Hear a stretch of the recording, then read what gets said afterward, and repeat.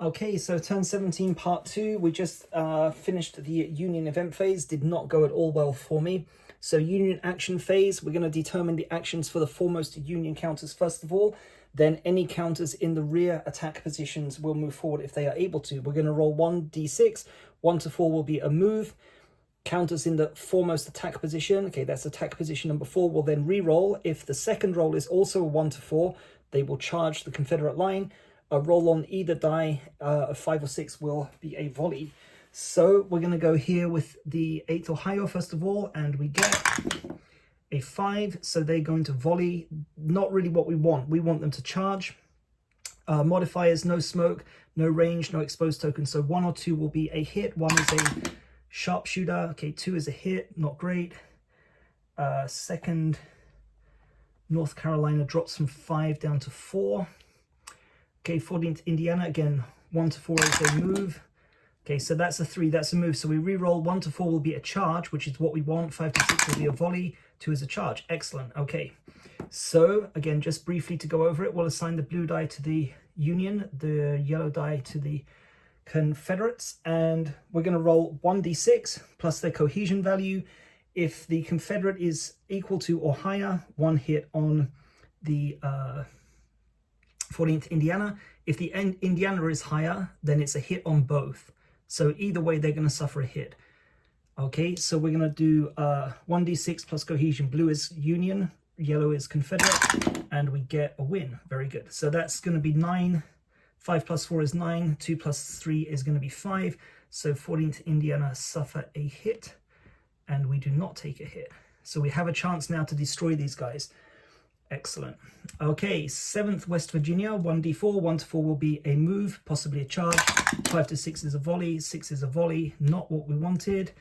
Although actually here, see, now we're kind of like, the hits are gonna, we're on 3, they're on 3, so we could get hit by the charge. So 1 to 3 is going to be hit. 1 will be the sharpshooter. 2 is a hit, and things are not looking good for the 4th North Carolina now. Let me get a different one. So they're down to 2. So despite saying what I said at the beginning, they suffered the event, right? So they suffered from heavy fire. They've taken two losses to cohesion now in the same turn. So things are not looking good there. This is less at risk now than this one. Okay, and 29th Massachusetts, 1 to 4 will be a move. 5 to 6 a volley.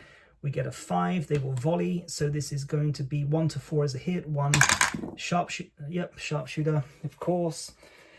Okay, so if you get a 1 or a 2, if you roll a natural 1, you resolve the sharpshooter event, which means a subsequent roll of 1 or 2 will reduce the officer value from 2 by 1 point down to 1. And the officers are important because that determines how many Inspire actions you can take. Inspire is an attempt to reform and regain cohesion. So 1 or 2, 6, okay, not bad. But they still suffer a hit, so they are still down to 4. Okay, now we resolve the actions for the rearmost Confederate regiments. They can't move. 69th New York cannot move. 88th New York cannot move. Okay, these guys are going to continue to try and make a cohesion check. Again, at this point in the game, doesn't make any difference. They're not going to have any impact, but they're going to do a 1. And of course they make it.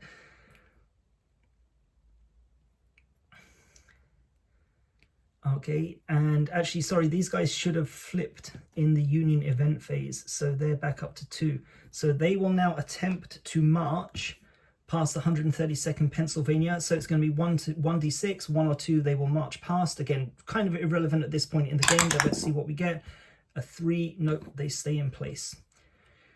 Okay, and that concludes the, sorry, there should be a march +1. So if they failed, you put a march +1 token next to them. Again, in earlier turns, this is important, but at this stage of the game, nothing's going to really change over here.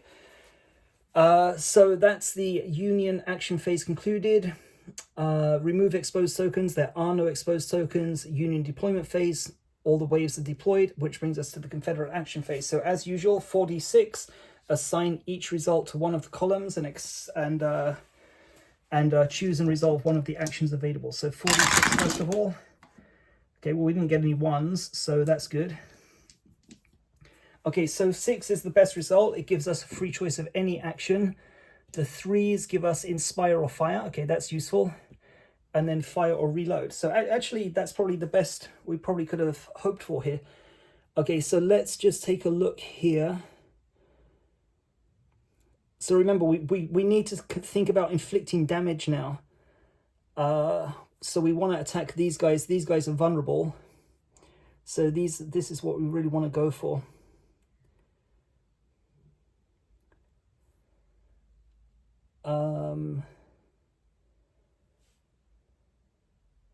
Now, sorry, I have to check one of my own rules. I can't remember if they can do a quick reload and then oblique fire. So let me just take a quick look.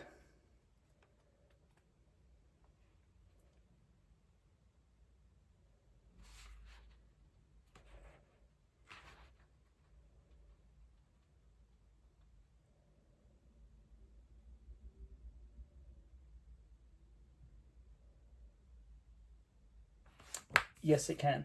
Okay, so I'm going to do a quick reload. So these guys are going to be quick reload. Then we're going to do oblique fire. These guys are going to fire. These guys are also going to fire. And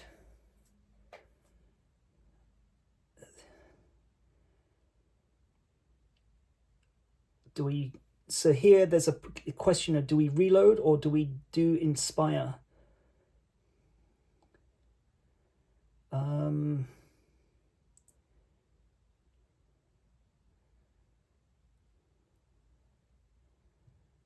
Like there's...